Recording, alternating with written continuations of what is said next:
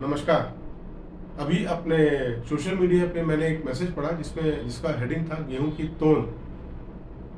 ऐसे यूएस के एक कार्डियोलॉजिस्ट है डॉक्टर विलियम डेविस। उन्होंने एक रिसर्च किया और उन्होंने ये बताया, 2011 में बुक लिखी और उन्होंने लिखा कि जो आज के समय में हम गेहूं का जो लगातार उपयोग करते जा रहे हैं, इसके कारण बहुत सारे फिजिकल प्रॉब्लम आते जा रही हैं और ज़्यादातर मोटापा या हार्ट डिजीजेज, हृदय रोग या फिर डायबिटीज़ के जो केसेस आ रहे हैं वो इसलिए आ रहे हैं क्योंकि हम गेहूं का अंधाधुंध प्रयोग करते जा रहे हैं। इसके अलावा साथ में ये मैसेज में ये भी था कि गेहूं यूरोप से आया, हमारा अपना लोकल यहाँ का फूड नहीं है और पहले हम लोग सिर्फ यहाँ पर जौ, ज्वार, बाजरा, रागी, कोदो, सावा, इन सब चीज़ों का उपयोग या जिसे मिलेट्स हम बोलते हैं, इनका उपयोग हम लोग पहले ज़्यादा करते थे। और गेहूं अभी पिछले 40-50 सालों से गेहूं का उपयोग एकदम से बढ़ गया, जिसके कारण हमको अभी प्रॉब्लम हो रही है। और ज़्यादातर ये भी कहने का मतलब था कि जो हमारे भारत में लोगों में तोंद होती है, उसका एक बहुत बड़ा कारण गेहूं भी है।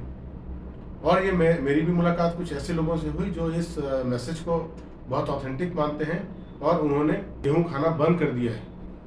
गेहूं के साथ एक प्रॉब्लम ज़रूर होती है कुछ लोगों को। गेहूं में एक पर्टिकुलर प्रोटीन होता है जिसे हम ग्लूटेन प्रोटीन बोलते हैं, जिसके कारण गेहूं में फ्लेक्सिबिलिटी आती है। जब आप रोटी खींचते हैं तो बहुत फ्लेक्सिबल हो जाता है तो वो ग्लूटेन प्रोटीन के कारण होता है। और कुछ लोगों को ग्लूटेन के कारण प्रॉब्लम होने लगती है, उनका डाइजेशन खराब हो जाता है। इसको हम सीलिएक डिजीज या फिर ग्लूटेन सेंसिटिव पेशेंट्स के रूप में जानते हैं। लेकिन एक बहुत बड़ी आबादी है जो सिर्फ गेहूं का उपयोग करती है।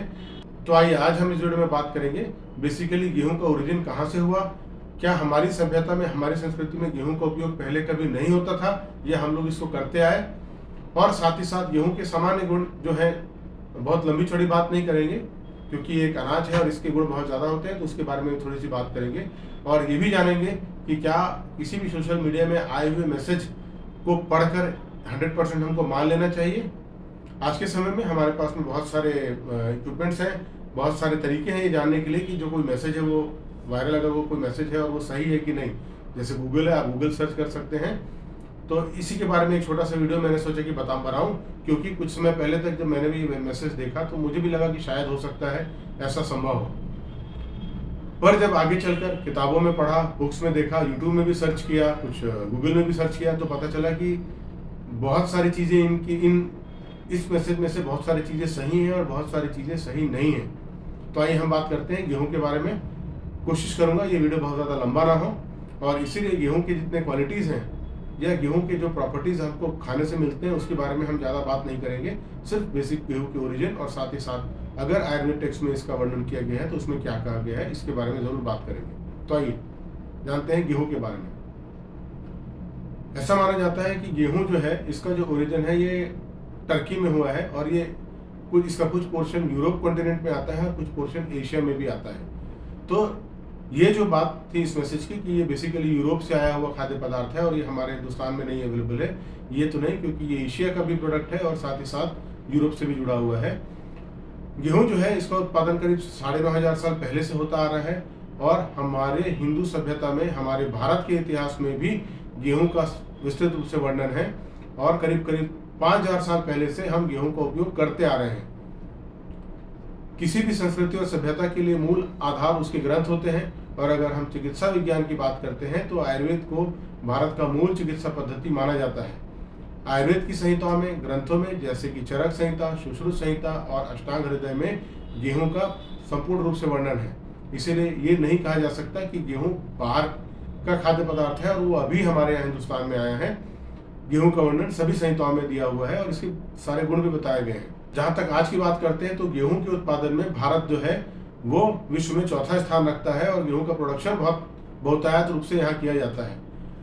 जब किताब की बात करते हैं व्हीट वैली, तो अगर यूएस की बात करते हैं तो यूएस में बेसिकली जब गेहूं आता है उत्पादन में तो गेहूं का उपयोग बहुत अलग अलग तरीके से किया जाता है। जैसे गेहूं से बेसिकली वो लोग, उनका मेन फूड आइटम है ब्रेड, तो गेहूं का उपयोग ब्रेड बनाने में करते हैं। इसके अलावा नूडल्स या फिर केक, पेस्ट्री, पास्ता रहता है। परंतु हमारे भारत की अगर बात करते हैं तो हमारे यहाँ पहला जो स्टेप है वो है, हमारा जो पहला खाद्य पदार्थ है वो है रोटी, और इसके अलावा फिर हम लोग ब्रेड, बिस्किट, इन सब के लिए भी गेहूं का उपयोग करते हैं।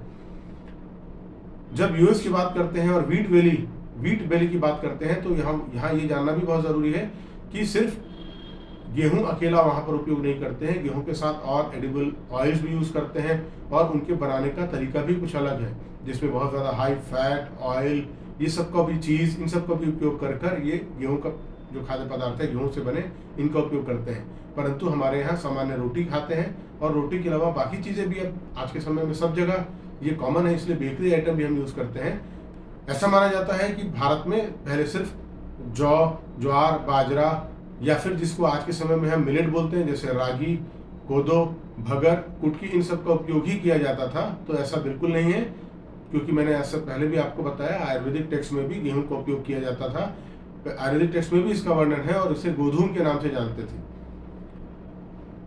आज के समय में बात करते हैं तो गेहूं एक कार्बोहाइड्रेट का बहुत रिच सोर्स है, इसलिए ऊर्जा इससे बहुत अच्छी मिलती है। और अगर हम गेहूं को साबुत उपयोग करें तो गेहूं से आपको बहुत सारे पोषक तत्व भी मिलते हैं और साथ ही साथ ये बहुत रिच सोर्स है फाइबर का। तो गेहूं का उपयोग हम आज के समय में करते ही हैं। पहले के समय में लोग मोटे अनाज का उपयोग ज़्यादा करते थे और उसका एक कारण ये भी हो सकता है कि पहले आज की तरह फाइन चक्कियाँ या मिक्सीज या फ्लोर मिल्स नहीं हुआ करते थे। पहले लोग हाथ से गेहूं पीस कर आटा बनाते थे। तो इसीलिए जो आज के समय में हम चोकर की बात करते हैं, तो आज हमारे लिए ये चोकर अलग इम्पोर्टेंस रोल प्ले करता है, लेकिन पहले के खाद्य पदार्थ में चोकर ऑलरेडी ही रहता था, क्योंकि वहाँ पर कोई ऐसे हाई टेक्नोलॉजी से परिपूर्ण कोई मशीन्स नहीं होते थे जहाँ आटा इस तरह से बारीक पिसा हुआ निकलता था। और आप खुद भी करके देख सकते हैं, अगर आप हाथ की चक्की से किसी भी अनाज को पीसते हैं तो बहुत बारीक और एकदम फाइन आटा या फाइन फ्लोर नहीं निकलता है, थोड़ा सा चोकर युक्त ही निकलता है।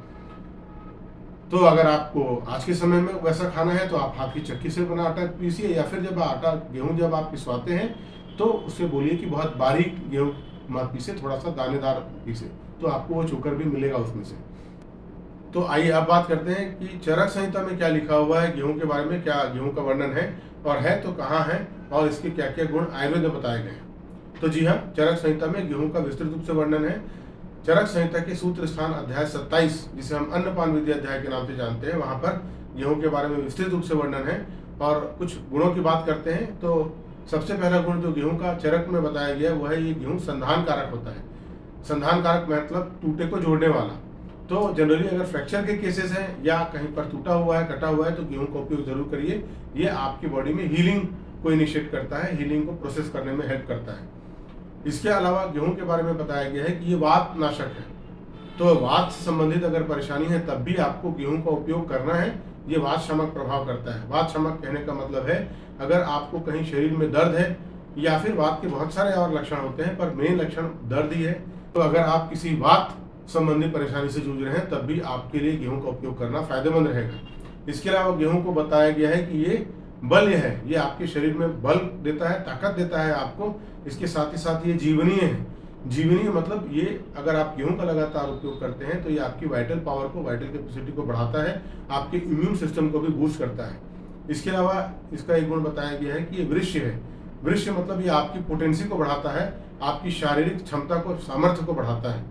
गेहूं का जो रस है वो मधुर रस प्रधान द्रव्य है और जो इसके गुण है, इसकी जो तासीर है गेहूं की, वो शीतवीर्य होती है, ये ठंडक देने वाली होती है शरीर में।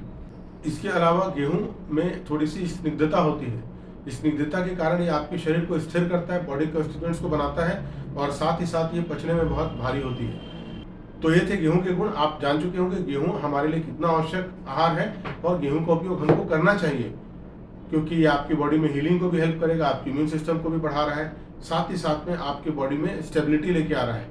लेकिन अगर आप जरूरत से अधिक सिर्फ और सिर्फ गेहूं को ही खाद्य पदार्थ के रूप में उपयोग करेंगे तो ये जरूर है कि जो डॉक्टर विलियम डेविस ने बोला व्हीट बेली अपनी किताब में कि ये आपको हाइपरटेंशन या डायबिटीज या हार्ट डिजीजेस प्रोवाइड करता है, तो हो सकता है कि ये करे। किसी भी खाद्य पदार्थ को हमेशा सीमित और आवश्यकता के अनुरूप उपयोग करना हमारे लिए आवश्यक है।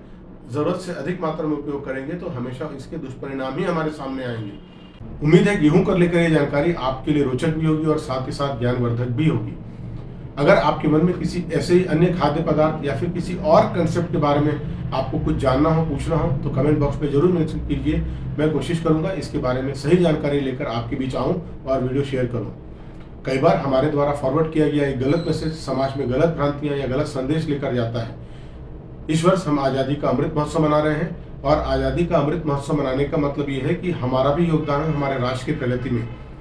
गलत मैसेज, गलत कंसेप्ट को अगर हम वहीं पर रोकें और सही संदेश लोगों तक शेयर करें तो हमारे राष्ट्र के विकास में ये हमारा महत्वपूर्ण और सक्रिय योगदान रहेगा। इसलिए अपने राष्ट्र को, अपने देश को आगे बढ़ाने में सक्रिय भागीदारी निभाइए। सही कंसेप्ट, सही ज्ञान लोगों के बीच फैलाइए और अगर कोई मैसेज आपके पास गलत आता है तो उसको वहीं पर रोकिए। ये भी एक तरीके से राष्ट्र सेवा या देश सेवा कहा जा सकता है। इसके साथ साथ एक और बात कहना चाहूँगा, अगर आपको मेरे वीडियोस पसंद आते हैं तो कृपया मेरे इन वीडियोस को लाइक कीजिए, शेयर कीजिए, कमेंट कीजिए और मेरे चैनल को सब्सक्राइब कर लीजिए। आज के समय में अपने आप को स्वस्थ और सुरक्षित रखना ही हमारा मूल मंत्र है। इसलिए स्वस्थ रहिए, सुरक्षित रहिए। धन्यवाद।